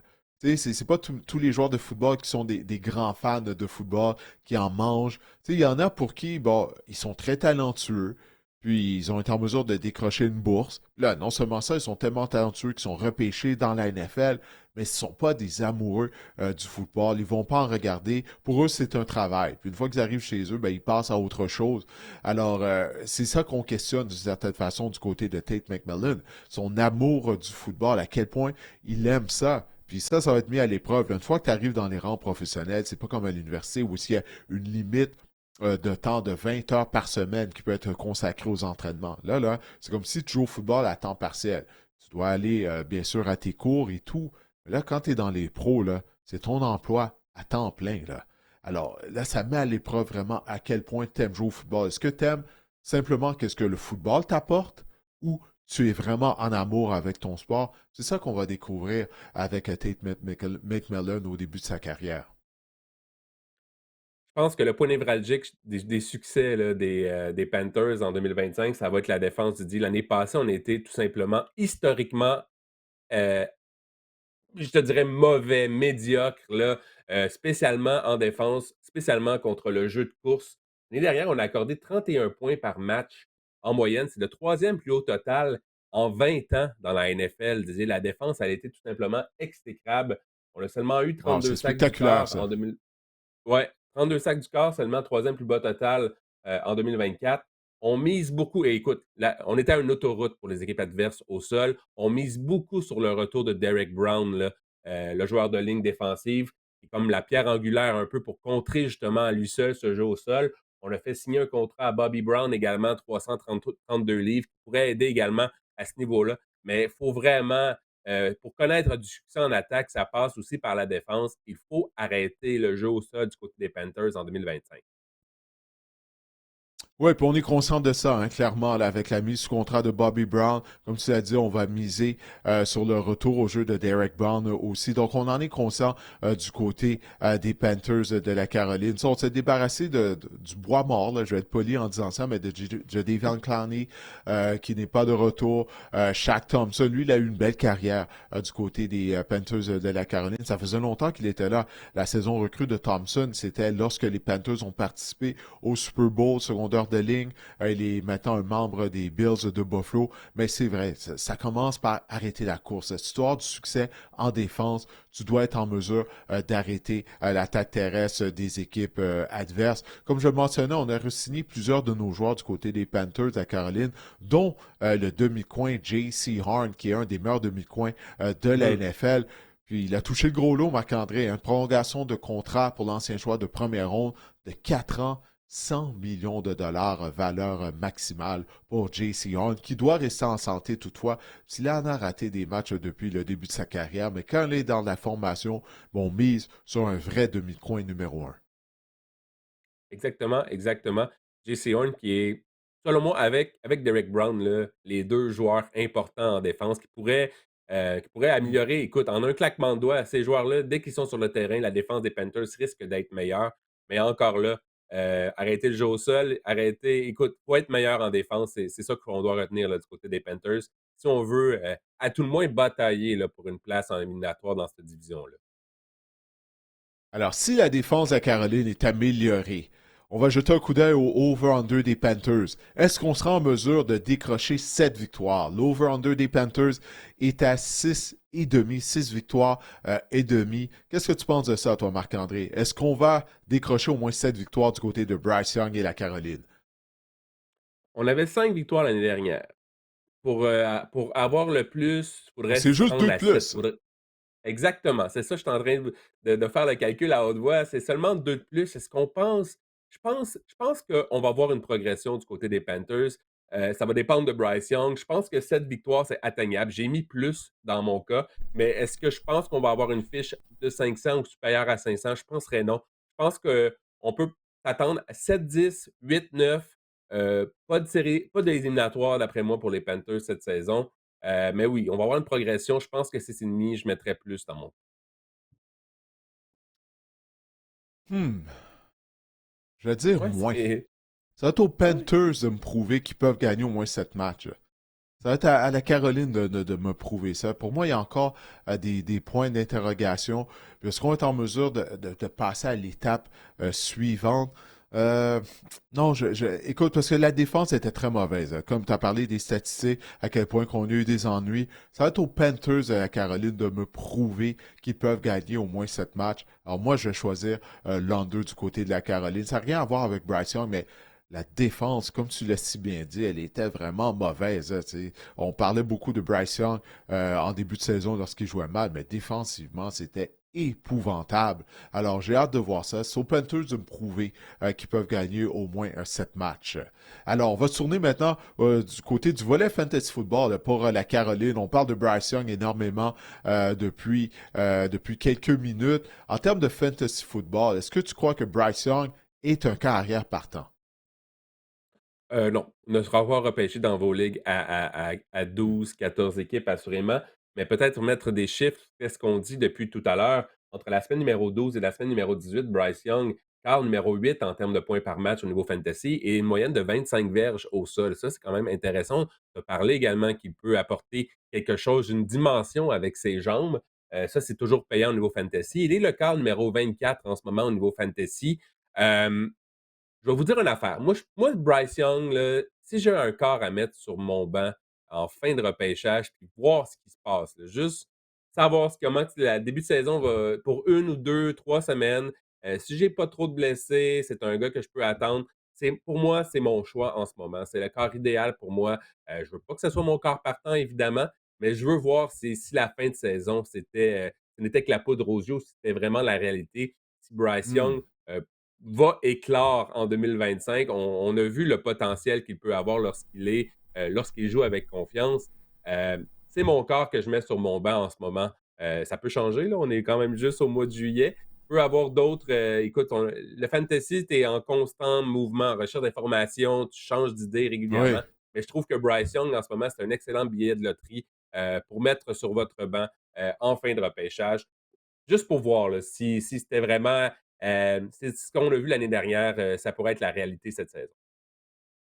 Ouais, puis ça, on pourrait avoir un pire carrière réserviste là, lorsque notre carrière partant est en semaine de congé que Bryce Young. Et on n'a pas mentionné le nom du demi à l'attaque canadien, Chuba Hubbard, qui est natif de l'Alberta. Écoute, ça a été une éclosion pour Hubbard l'année dernière. Il a été récompensé même avec une belle prolongation de contrat. La question est de savoir, est-ce qu'il sera aussi productif cette saison-là? Parce que là, il ne va pas passer sous le radar. Je pense que oui, parce que, on a simplement signé Rico Dowdle pour essentiellement un contrat d'1 an du côté des Panthers. Je sais que Rico Dowdle a quand même connu un certain succès avec les Cowboys de Dallas, mais je pense que Oui. Chuba Hubbard est bien ancré là, comme porteur de ballon numéro 1 de la formation, porteur de ballon numéro 12 en 2024, 8e pour les verges après contact, une moyenne quand même au sol de 4,8 verges, par course. On parlait de la ligne à l'attaque un petit peu tout à l'heure des Panthers. Elle est 7e pour la course l'année dernière dans la NFL, elle était excellente. C'est le porteur ballon numéro 17 en ce moment. Vous avez pu voir dans mon classement fantasy que je suis un peu plus haut que les classements en général des experts en ce moment. Pour Chuba Hubbard, je l'adore. Et je suis un peu plus haut que Gilles également, qui l'avait un peu plus bas dans son classement fantasy. Mais j'aime beaucoup Chuba Hubbard. Je pense que le petit bémol qu'on peut apporter, c'est que c'est pas un porteur-ballon qui va va courir de grandes courses à la Saquon Barkley, des courses de 60 verges. Je pense qu'il n'est pas énormément explosif, mais je pense qu'il est efficace, puis je pense qu'il va connaître une grande saison. Maintenant, on en a parlé tout à l'heure. Teteroa McMillan. Tate McMillan. En passant, j'ai lu qu'il a dit qu'il n'aimait pas qu'on l'appelait Tate. Alors, tout le monde l'appelait Ah ouais? Tate parce que c'est plus facile à prononcer. Ouais, Ouais. que Teteroa. Mais c'est ça, apparemment, Tu l'as il même n'aime pas magané. ça. Teteroa. Ouais, c'est ça. Teteroa. McMillan. Écoute, salut à faire des jeux pour qu'on apprenne à bien prononcer son nom. Ouais, c'est pas facile à prononcer. On va s'y faire là, éventuellement. Là. Écoute, les quarts d'entraînement sont même pas commencés. Je te promets que rendu au mois de septembre, je serai en mesure de mieux prononcer son prénom. Mais alors, McMillan, maintenant, est-ce que tu crois qu'il va être productif? Là? Receveur recru, écoute, là, environ les 10 dernières années, là, on a vu des receveurs recrues avoir un impact immédiat. À chaque année, il y en a. Est-ce que tu crois que McMillan va se joindre à ce groupe? Je vais vous avouer que je suis un peu sceptique un peu en ce moment. Pourquoi? Parce que, écoutez, les stats, je peux vous dire les stats au niveau universitaire, c'est 1300 verges à ses deux dernières saisons au niveau universitaire. C'est un grand gaillard et c'est vraiment, il vient combler un besoin là, qu'on avait chez les Panthers. Par contre, il est le receveur numéro 27 en ce moment au niveau fantasy. C'est un choix de quatrième, cinquième ronde au niveau fantasy. Pour avoir un bon retour sur investissement avec un choix comme celui de McMillan, il faut que McMillan marque 150, 200 points fantasy cette saison à sa saison recrue. Est-ce que je pense qu'il peut faire ça? J'ai des doutes, peut-être j'ai mes réserves là, du côté de McMillan, puis c'est ça un peu qui m'inquiète dans son cas. Je dis pas que c'est un excellent joueur de football, c'est un excellent receveur de passe avec du potentiel, mais on est loin d'un Malik Neighbors l'année dernière ou d'un Brian Thomas, selon moi, là, en termes de fantasy avec Ted McMillan, Teteroa McMillan, je m'excuse. Fait que c'est ça qui m'inquiète un petit peu dans son cas, c'est son retour sur son investissement d'un choix que vous prenez quand même dans les 4-5 premières rondes de vos choix fantasy. Ah ben, ça sera à surveiller. J'ai bien hâte de suivre son développement tout au long de la saison. On va se tourner maintenant sur l'équipe qui a terminé en tête de la section sud de l'Association nationale l'année dernière. Les Buccaneers de Tampa Bay, comme je le disais tout à l'heure quand on parlait des Falcons, ils ont été en mesure de coiffer Atlanta vers la fin de la saison régulière afin de terminer au premier rang de la division. Et du côté des Bucs, tu le disais, hein, c'est de la continuité qu'on a à Tampa Bay. On va jeter un coup d'œil au départ et aux nouveaux venus notables du côté de l'organisation de Tampa Bay. On a perdu quelques joueurs qui étaient des partants, dont notamment le maraudeur Jordan Whitehead. Exactement. Et, au niveau des arrivées, on avait des problèmes. On parlait de pression sur le corps. Je pense que c'est un peu un dénominateur commun là, de cette division-là, les Panthers, les Falcons. Ah, Ben, c'est on a vrai, fait hein? Ouais. l'acquisition de Hassan Reddick là, qui va venir aider également les pressions sur le corps. En fait, on ose penser que Reddick pourrait aider. Je crois qu'il arrive à 30 ans, si ma mémoire est bonne. Il ne Ouais. rajeunit Il pas a, il Hassan a pas Reddick. aidé tes Eagles, hein? Il a pas aidé tes Non. Eagles. C'est En fait, une des rares transactions qu'il n'a pas rapporté pour le DG de Philadelphie, là, parce que Reddick en a fait, été non, c'est les invisible. Jets. Ah, c'est les Jets, oui, c'est vrai. C'est avec les Jets. Ouais, avec qui je me mélange? On avait complété la transaction. C'est avec qui je me mélange? Ah, je me mélange Ouais, là. Son nom ouais, m'échappe, ouais. oui. Off. euh, Ouais, Bryce Off. Ouais, Bryce, je les j'avais mélange tout le Aubrey temps, Huff les dans ma deux. tête, mais c'est un joueur de baseball à l'époque. Ouais, Brown va être au baseball, ouais. Mais Bryce Off, je sais pas pourquoi Reddick et Off, Bryce. je les mélange tout le temps dans ma tête. Peut-être parce qu'ils ont des styles similaires, des chasseurs de cars qui sont pas nécessairement imposants physiquement. Mais bref, ok, j'ai rien dit d'abord, oui. Mais on commence par quoi? On va commencer par l'attaque. Didier, peut-être de dire qu'également, on a fait l'acquisition, l'arrivée de Emeka Egbuka via le repêchage, un receveur qui va venir. Je ne sais pas s'il peut venir combler un besoin. On avait déjà 3 bons receveurs, mais en termes de groupe de receveurs, de groupe de 4, je pense qu'avec Egbuka, on est euh, l'un des groupes, sinon le groupe de receveurs, le groupe de 4, le quatuor le plus dominant là, dans la NFL, selon moi. Ouais, Ebuka en première ronde. Il y a également Benjamin Morrison, un demi de coin, un ancien de l'Université Notre-Dame qui est talentueux. On a eu des carences au niveau de la tertiaire du côté des Bucs l'année dernière. Mais si tu veux bien, on va commencer en parlant de Baker Mayfield, le carrière partant Mhm. de Tampa Bay, puisqu'on a reçu une question de la part de Scott Tessier via Instagram. Lui, c'était très bref, là. Est-ce que Baker est the real deal. OK? Ce qu'il est pour de vrai. Écoute, moi, là, je peux plus questionner Baker Mayfield. J'avais mes doutes au début à Cleveland. Mais écoute, sais-tu quoi? On va mettre ça sur le dos de l'organisation dysfonctionnelle des Browns de Cleveland. Depuis son arrivée à Tampa Bay, il est solide, Baker Mayfield. OK? L'année dernière, Marc-André, il a complété 41 passes de toucher, complété 71% de ses passes. Oui, il a été victime de 16 interceptions, mais ça vient avec Baker Mayfield. Des fois, il fait trop confiance à la force de son bras. Mais il est le leader et contesté là, du côté de l'attaque des Buccaneers de Tampa Bay, en compagnie bien sûr du vétéran Mike Evans qui est là depuis toujours. Mais moi, écoute, j'ai fini de douter de Baker Mayfield. Il m'a prouvé que j'avais tort à son endroit. C'est un battant. Il joue avec combativité, avec enthousiasme également. On voit qu'il est grandement apprécié de la part de ses coéquipiers, du vétéran Mike Evans. Alors pour moi, oui, il est le real deal. Pour répondre à la question de Scott Tacey, Baker Mayfield à la position de carrière, souviens-toi, on était à la recherche d'un quart, hein? Lorsque Tom Brady a pris sa retraite, lorsque Baker Mayfield est arrivé, on se dit, mon Dieu, ce sont de grandes pointures qu'il va devoir chausser.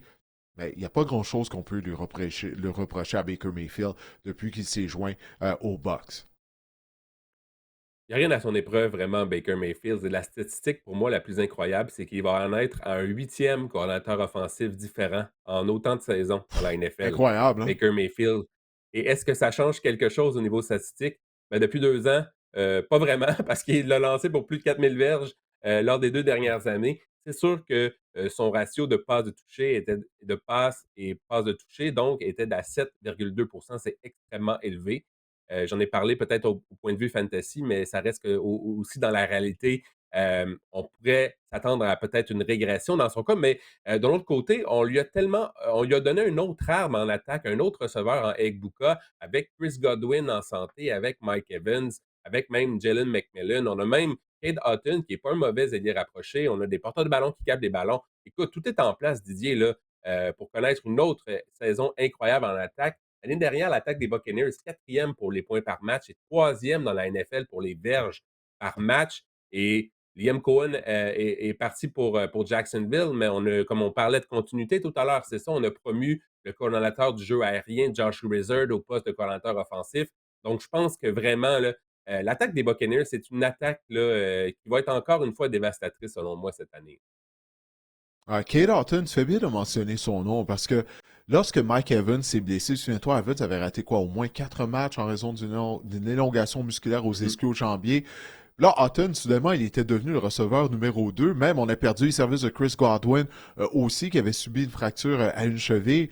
Et puis, Hutton a vraiment démontré de belles choses. On a parlé de Emeka Egbuka, mais à Régis Fortin, oui, Régis qui revient à la charge avec une deuxième question qu'il nous a envoyée à l'adresse courriel le sac du car à commercial gmail.com.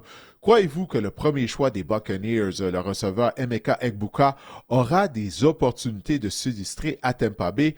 J'essaie de me convaincre d'avoir fait le bon choix dans l'une de mes ligues dynasties en termes de fantasy Ah, football. Mais écoute, étant donné qu'il y a un petit volet fantasy, je vais te laisser répondre à Régis. il n'y a pas de nommé d'année. Donc, je dirais que oui, sur le moyen long terme. Mais cette saison, honnêtement, si tout le monde est en santé, Régis, ça va être difficile selon moi. Si Mike Evans, oui, il arrive à quoi, 32 ans, va peut-être avoir des petites blessures par-ci, par-là qui vont donner des opportunités avec Buka. Mais si tout le monde est en santé, on prend pour acquis que tout le monde est sur le terrain lors du premier match. Je pense que Mike Evans et Chris Godwin demeurent vraiment les cibles de prédilection de Baker Mayfield. Chris Godwin, il va falloir regarder là, au camp d'entraînement comment sa réadaptation, il revient d'une blessure, comment ça se passe. Mais on lui a consenti une prolongation de contrat de 3 ans, 66 millions. On doit être assez confiant du côté des Buccaneers qu'il va Hmm. redevenir le Chris Godwin qu'il était. Il était vraiment une force là, au niveau fantasy là, avant de se blesser en début de saison l'année dernière. Donc, je pense que c'est un investissement pour moi, Egbuka, à moyen et long terme. Je pense que tranquillement, pas vite, on prépare le départ de Mike Evans. Par contre, c'est pas le même type de receveur. Egbuka, c'est un joueur qui est plus davantage utilisé, selon moi, dans la NFL comme demi-inséré, tandis que Mike Evans, c'est plus un receveur Mhm. éloigné. Mais quand même, on commence à se faire vieux là, du côté des Buccaneers à la position de receveur. Je pense qu'on prépare un peu ça. Je vous dirais que pour 2025, Egbuka, c'est peut-être pas le meilleur choix si tout le monde est en santé, mais pour 2026-2027, je pense qu'il peut devenir un très bon receveur là, dans la NFL et au niveau fantasy.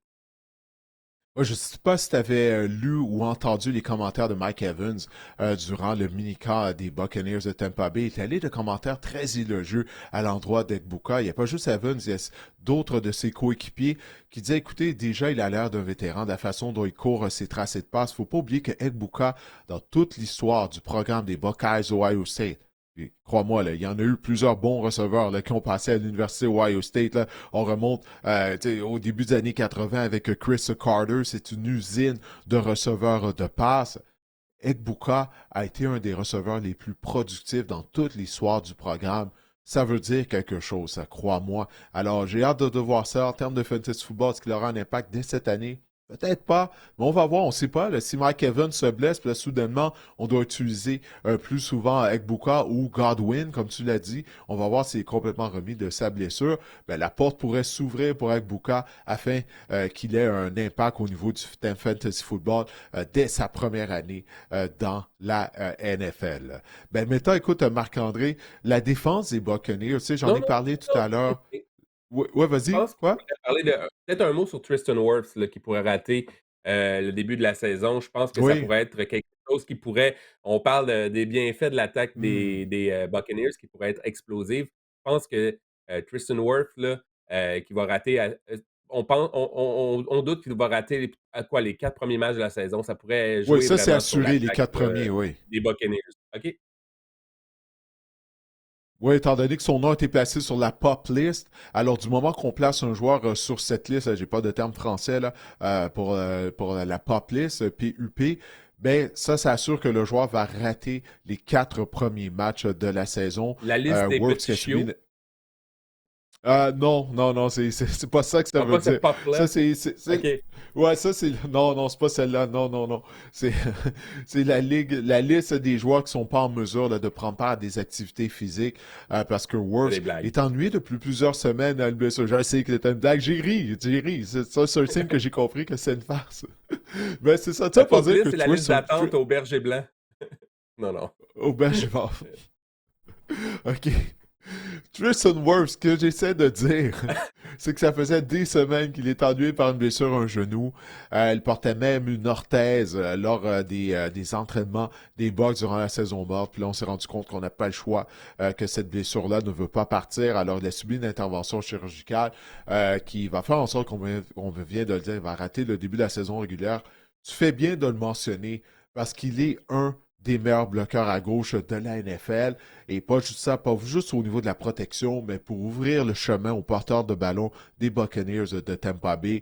Alors, on va garder ça en tête pour le volet fantasy des Bucs parce que son absence pourra avoir un impact, du moins, pour les 4 premières semaines du calendrier régulier. Maintenant, parlons de la défense. Une défense qui a été, comme tu l'as mentionné, ou tu avais commencé à le mentionner, qui a été vraiment très ordinaire, voire quand même assez médiocre. C'est étonnant quand même pour comme Todd Bowles, c'est un entraîneur défensif, d'avoir une défense comme ça qui est permissive. C'est un peu étonnant, non? On va essayer de redresser la barque en défense du côté des Buccaneers en 2025. Ouais, il y a eu plusieurs blessés au niveau de la tertiaire la saison dernière. Là. Écoute, je pense même pas qu'on a misé sur tous nos demi-défensifs partant à un certain moment durant l'année. Constamment, lorsqu'il y en avait un qui revenait, il y en avait un autre qui se blessait. À un certain moment donné, c'est rendu les réservistes et réservistes qui obtenaient du temps de jeu. Alors, c'est pour ça qu'on s'est fait tailler en pièces assez souvent défensivement du côté des Buccaneers de Tampa Bay. On a d'ailleurs préparé un tableau pour nous démontrer à quel point on a eu des ennuis contre le jeu aérien l'année dernière. Écoute, les Bucks, en moyenne, on accordait 265 verges par la passe. Ça, c'est bon pour le 29e rang de la NFL. Le pourcentage de passes complétées, 23e rang. Seulement 7 interceptions.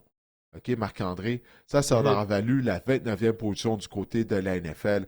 Alors, si on peut être en santé, déjà là, je suis certain qu'au niveau de ces statistiques contre la passe, on va assister à une nette amélioration parce que tu l'as dit, Todd Bowles, il n'a rien à nous prouver là. En termes de matière grise au niveau défensif, c'est un des meilleurs de la NFL. Mais ce sont vraiment les blessures qui sont venues dérouter complètement la tertiaire des Bucks la saison dernière. Même Antoine Winfield a raté des rencontres en raison de blessures. un manque de constance, mais ça vient justement, c'est la conséquence des blessures. Parce que encore là, on en a parlé avec Hassan Reddick, on avait peut-être une pression sur le corps qui ne venait pas. On pense qu'il Oui, pourrait aussi, en plus, améliorer ouais. cette facette du jeu-là, mais contre la course, on se tirait quand même bien d'affaire avec le bon vieux Vita Vea, là. Donc ça Ouais. pourrait se poursuivre également du côté des Buccaneers. Contre la course, on était quand même, comme je te le dis, on se tirait bien d'affaire en défense, mais vraiment, il va falloir améliorer la tertiaire. Et je pense que simplement les retours, comme tu disais, être en santé, ça va déjà aider grandement la défense des Buccaneers. Alors, la question de savoir maintenant combien de victoires pour les Bucks cette année. On a parlé de l'absence de Tristan Wirfs. L'over-under des Buccaneers par les preneurs au livre, il est élevé, hein, 9 victoires Ouais. et demi pour Tampa Bay. On a gagné 10 matchs l'année dernière. Est-ce qu'on va pouvoir répéter ça du côté des Bucks? Je vais dire que oui, que les Bucks vont gagner encore une fois au moins 10 matchs cette année. Alors, moi, je choisis, ouais, le plus, le over pour les Bucks. Soit de ton côté, Marc-André? Moi aussi, je vais dire plus parce qu'en plus, l'année dernière, Hmm. 6 de nos 8 défaites du côté des Buccaneers de Tampa Bay, si on inclut les éliminatoires, ça a été par un touché ou moins. Donc, on aurait pu avoir encore une meilleure fiche que 10 victoires l'année dernière. Donc, je pense qu'encore là, à cause de la continuité, ça va se poursuivre.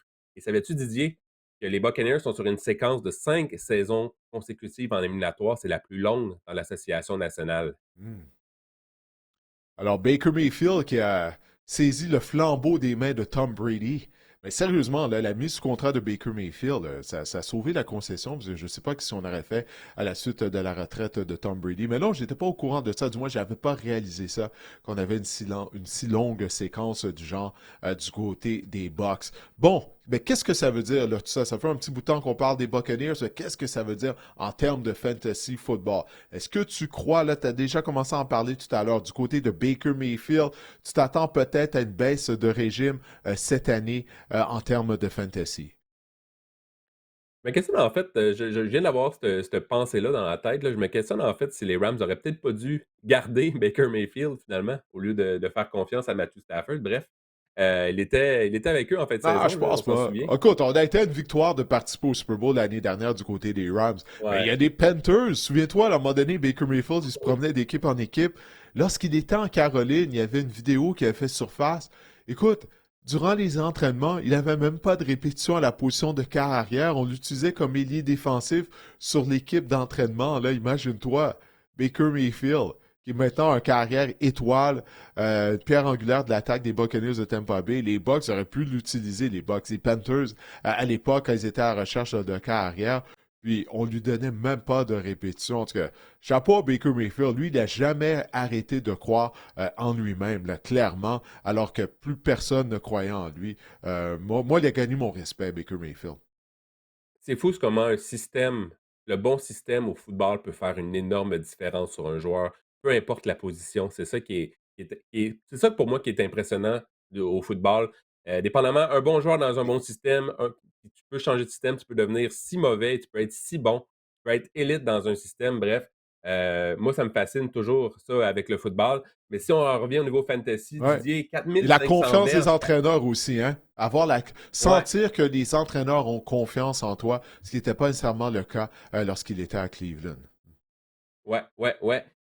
Donc oui, 4500 verges la saison dernière, 41 touchés Baker Mayfield, 12 fois dans le top 10 à la position de carrière en 16 matchs. C'est vraiment impressionnant. Il a été un modèle lui aussi de constance là, au niveau fantasy, Baker Mayfield. Il est le quart numéro 6 en ce moment au niveau fantasy, même 7, 8. Vous pouvez peut-être l'avoir en 7e, 8e ronde. Je pense que c'est un bon parti en ce moment. Est-ce que euh, c'est ça. Baker Mayfield, est-ce qu'il pourrait répéter? Je sais pas, parce qu'encore, j'en ai parlé, son ratio de passes de toucher était quand même assez élevé, mais je pense pas que c'est un mauvais choix pour autant cette saison. Parce que quand on a 2 saisons de plus de 4000 verges par la passe et on a des armes en attaque, on est bien entouré, je pense qu'il peut répéter, à tout le moins d'avoir une saison productive. Il est un joueur élite, il est un corps élite là, au niveau fantasy. Euh, Écoutez, là, vous me dites en ce moment qu'il est derrière Patrick Mahomes là, au niveau fantasy. Je prends Baker Mayfield 100 fois avant Patrick Mahomes au niveau fantasy. Hmm. Donc, tu n'as pas confiance que Patrick Mahomes va être plus productif cette année à Kansas City. Je sais qu'on ne parle pas des Chiefs présentement, mais quand même. Non, Patrick Mahomes et le fantasy, c'est un excellent corps. Probablement, c'est un corps qui va entrer au temple de la renommée. C'est un corps tellement clutch, comme on dit, là. Dans les moments importants, il se laisse. C'est un excellent corps, mais encore là, il faut différencier le jeu, le fantasy, de la réalité. Et je pense qu'au niveau fantasy, Baker Mayfield va avoir, oui, une meilleure saison que Patrick Mahomes. Ce ne sera même pas serré, Ouais, c'est mon avis. Ouais, Mahomes, lors des 2 dernières saisons, au moins, il a ralenti en termes de production. Là. J'ai toujours considéré Mhm. comme étant le meilleur carrière de la NFL, mais il faut dire que bon, le groupe des receveurs des Chiefs aussi n'a pas été ce qu'il était à l'époque du côté de Kansas City. Mais pour le fantasy football, il faut se l'avouer, là, Patrick Mahomes n'est pas aussi fiable qu'il l'était au début de sa carrière. Maintenant, Bucky Irving, je sais que c'est un joueur que tu aimes beaucoup. L'année dernière, il a fait sensation lors de sa saison recrue. La blessure à Tristan Wirfs, j'ai bien hâte de voir comment ça va influencer Mm. ou ça va avoir un impact sur la production de Bucky Irvin en début de saison. Mais force est de constater qu'il est un porteur de ballon vraiment aux habilités indéniables. C'est un porteur de ballon explosif. 5 matchs de plus de 10 courses la saison dernière. Quand on lui a donné au moins 10 courses, ben, ça s'est traduit par plus de 20 points fantasy en moyenne. C'est vraiment intéressant. Il a quand même joué moins de 60% des jeux dans 15 de ses 17 matchs, mais il a quand même terminé la saison avec 1500 verges combinées, 8 touchés. Donc, je pense que Bucky Irving là, est en pleine ascension au niveau fantasy. Ça demeure un de mes chouchous là, de ce repêchage en 2025, Bucky Irving. Alors, maintenant, le receveur de passe vétéran, Mike Evans. Est-ce que sa séquence de 1000 verges par voie de réception va se poursuivre? On sait que l'année dernière, étant donné qu'il a raté des matchs en raison d'une blessure aux ischio-jambiers, on craignait que sa séquence allait se terminer, mais lors du dernier match de la saison, là, à la fin de la rencontre, il a attrapé une passe qui lui a permis d'atteindre la marque des 1000 verges par voie de réception. Est-ce que ça va se poursuivre encore une fois, Marc-André? 11 saisons consécutives de 1000 verges. Le record est de 12, donc il pourrait l'atteindre cette année. Il appartient à Jerry Jerry Rice. Rice? L'année Ouais, dernière, puis Jerry, oui, exact. Oui, vas-y. Excuse-moi de t'interrompre, mais je ne sais pas si tu as vu Jerry Rice en entrevue.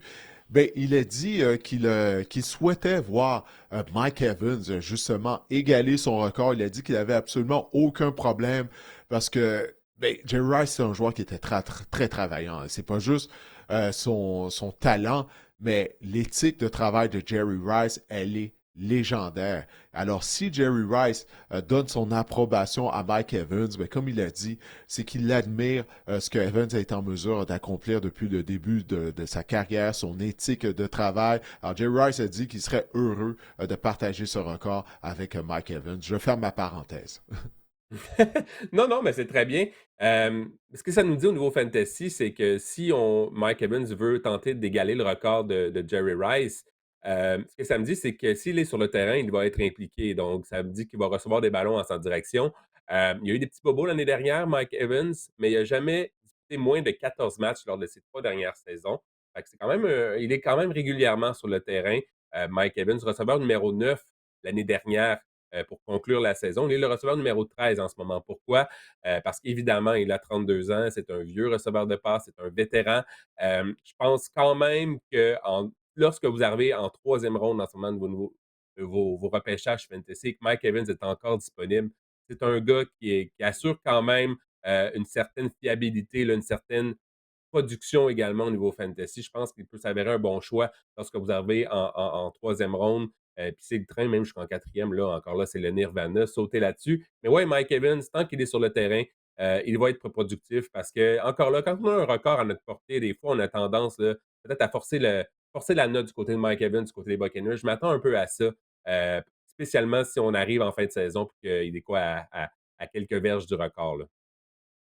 Oui, mais en tout cas, s'il peut rester en santé, ça va l'aider. Peut-être qu'il n'aura pas besoin d'attendre jusqu'au dernier match de la saison régulière pour atteindre la marque des 1000 verges, comme ça avait été le cas la saison dernière. Mais écoute, on a reçu une question de la part de Hugo de Benedictis. Oui, mon Dieu. Oh, excuse-moi, Hugo, là, je suis en train de massacrer ton nom de famille. Ça a été envoyé via Instagram. Et Hugo nous demande en quelle carrière on a le plus ou le moins confiance pour le début de la saison. On parle bien sûr des carrières au sein de la section sud de l'Association nationale. Bon, on vient de parler de Baker Mayfield. Moi, c'est une carrière en quel j'ai le plus confiance au sein de la division. Comme je l'ai dit, là, j'ai fini de douter des capacités de Baker Mayfield en tant que carrière partant. Il nous a démontré qu'il est fiable, il se présente à toutes les semaines, qu'il donne tout ce qu'il a à chaque jeu. Alors moi, c'est Mayfield en qui j'ai la plus grande confiance. Celui en qui j'ai moins confiance au sein des carrières de la division sud, il n'est pas encore le carrière partant à la Nouvelle-Orléans. Il faut le mentionner. Mais Tyler Shock, moi j'ai vraiment mes doutes là, qu'on va connaître du succès à la Nouvelle-Orléans si c'est lui qui commence sa saison en tant que carrière partant. Même chose pour moi, je dirais, moins confiance, le quart des Saints, on peut dire ça comme ça, que ce soit le Tout quart simplement. ou Rattler. Donc, même si un Moi Rattler n'a aussi, pas ton approbation. non plus, non plus. Ça va être Mm. difficile selon moi. Ouais, Baker Mayfield, j'adore, ce qu'on est en train de faire avec les Buccaneers. Je pense qu'encore là, on a parlé de l'attaque, la continuité également en attaque du côté des Buccaneers. Pleinement confiance en Baker Mayfield. Puis le quart des Saints, peu importe ce sera qui là, derrière le centre, je pense qu'on va avoir de la difficulté, en attaque du côté des Saints cette saison. Ben, avant de se quitter, on va jeter un coup d'œil à notre tableau classement de puissance de la section sud de la NFC. Sans surprise, écoute, pour nous, ben, les Buccaneers sont la meilleure équipe de la division, suivi des Falcons d'Atlanta, des Panthers et bien sûr des Saints en quatrième et dernière position. Qu'est-ce que tu penses de ça? Est-ce que tu vois ça de la même façon, Marc-André? Mais je pense que le go des Saints commence tranquillement pas vite à s'effacer dans notre tableau, donc c'est ça. C'est ça que ça veut dire. Pour les Saints de la Nouvelle-Orléans, je pense qu'ils veulent vouloir s'effacer là, dans la NFL. Et écoute, les Saints, là, faudrait apprendre à enfin reconstruire. On a Kellen Moore, on a un jeune entraîneur-chef. Je pense que d'avoir le premier choix au repêchage, ça pourrait juste être bénéfique pour cette concession-là. Il faut juste maintenant l'accepter du côté des Saints. Accepter, il faut tourner la page éventuellement à Exact. la Nouvelle-Orléans. Bon, bref, on verra qu'est-ce que ça va donner du côté de la section sud de la nationale. Mais Marc-André, on a fait le tour. Merci pour ta collaboration, pour ton travail, pour cet épisode du podcast.